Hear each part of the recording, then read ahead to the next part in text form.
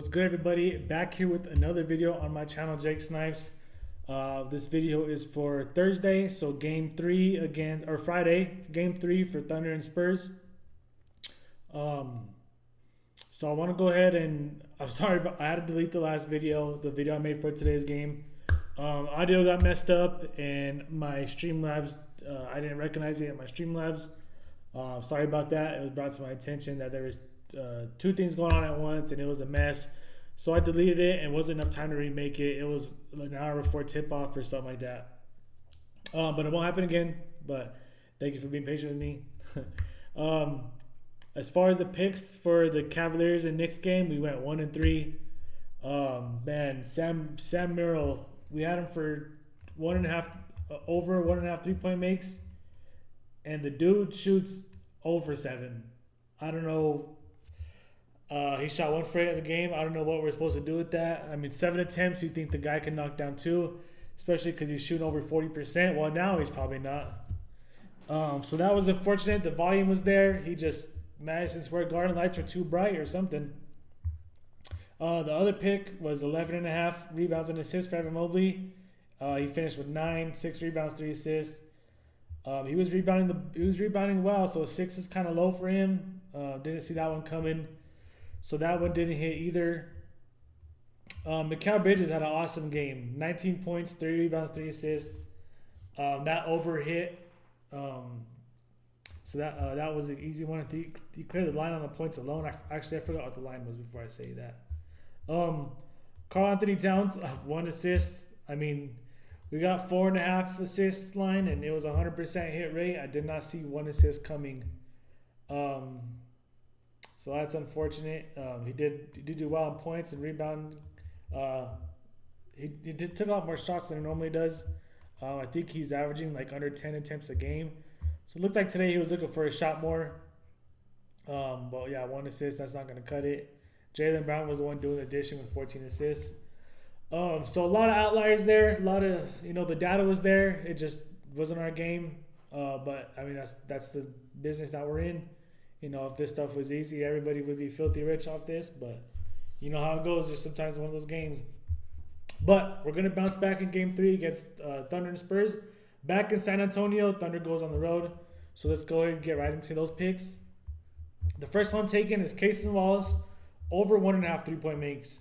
Now, Jalen Williams is a game time decision, I read. I haven't heard any news on AJ Mitchell, so he'll probably be playing. Who knows how healthy he'll be, if he'll be effective. But Cason Wallace, man, has been shooting the ball well. He's averaging 2.5 makes a game. But he's shooting 62% in the last 5 games, which is ridiculous. Game 2 against Spurs, he made 4 out of 6. Game 1, made 2 out of 5. Against the Lakers, he went 1 for 1. He didn't really shoot that many times right there. 4 for 6 in game 3, 2 for 3 in game game 2. That was a sweep, right? Last 10, he's shooting 49%, so we'll even take that.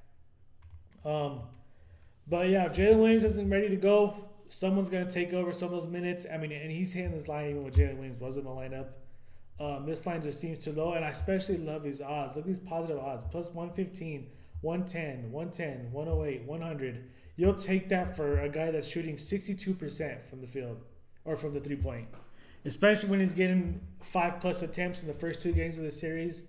And with those odds, I mean, I'm taking it. That's going to be an easy one for me. I don't see a reason why I wouldn't hit it, especially with if Jalen Williams and AJ Mitchell aren't ready to go. So that's going to be the first pick. Second pick, we're going to take SGA over 7.5 assists. Now, I know he's averaging 8 in the last 5, and that's because this game 2 brings the average way down. But see, he hit it. He went over 7.5 in the last 4 games. A lot of the stat I'm going off just games 1 and 2 against Thunder because it's a different matchup for the Lakers. Game 1, he had 12. Game 2, he had 9. If you see what they're doing, they're trying to trap him at half court, getting the ball out of his hands, make somebody else make a play, and that's where he's racking up a lot of his assists. He's kicking it out to Caruso or McCain or Wallace, and they're just knocking down the 3 because they're playing, after the double team, they're playing 4v3 and just make the right play, make the right read. So that's why he's getting all these assists. I think this game plan is going to stay the same in game 3. And I mean, he's going to have to carry more of the weight on his shoulders, especially if Jalen Williams is out. So like I said, we'll see. We'll wait on the news on that, but 7.5 just seems kind of low, especially after these first 2 games he had against San Antonio. So that's going to be our second pick. Third pick, Stephon Castle over 32.5. Now in the last 5 games, he's averaging 35.6, but this only has a 60% hit rate. But like I said, I'm going off just based off what's happened in the first 2 games of the series. He got 38, 25 points, 8 assists, 5 rebounds. Now he'll get more assists he'll get more assists than points if he just stops turning the ball over. He has a total of 20 combined in the first 2 games. Game 1 he had 17, 6, 11, barely getting over it at 34.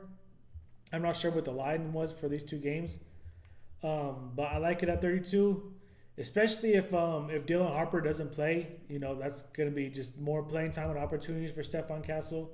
But even if he does, I'm not too worried about it just because he does too much. See here, 48 minutes, game 1. That's because of the double overtime. 38 minutes, game 2. And he's getting 11.6. So let's say 11.5 rebound chances. 14.5 potential assists, which is ridiculous. Who knows what his scoring will be. But, I mean, they're going back home now. He's scoring well on the road. So I imagine it's only going to get better when he goes back home. It's going to be easier to get assists because all the players he's dishing to are going to shoot better now that they get the home court advantage. So I think he'll have better than 38. So 32, I'll take 32, especially with these odds. Fanatics, you can get it for 115, positive 115, which is ridiculous. So great odds. That's going to be the third pick for us. Before I share my pick with you guys, I want to remind everybody to sign up for better using my promo code SNIPES.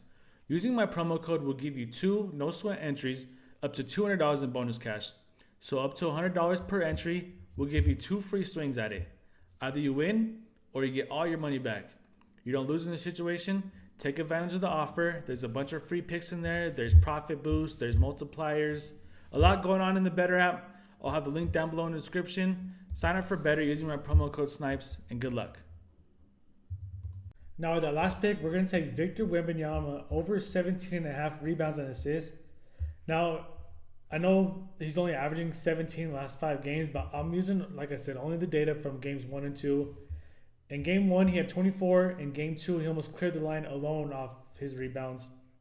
He's only contributing a couple assists, but his line for rebounds was 15.5.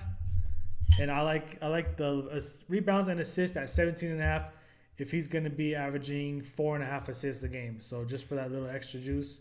I think he could get 17.5 rebounds by himself, and obviously he almost did for both games. Plus, they're going back home, so they're going to get some energy from the home crowd. And I expect a good game, man. First 2 were awesome games. We'll see who's injured, who's not, how that helps or hurts our picks. We'll see. A couple of game time decisions. But other than that, I'm just hoping it's just a good game.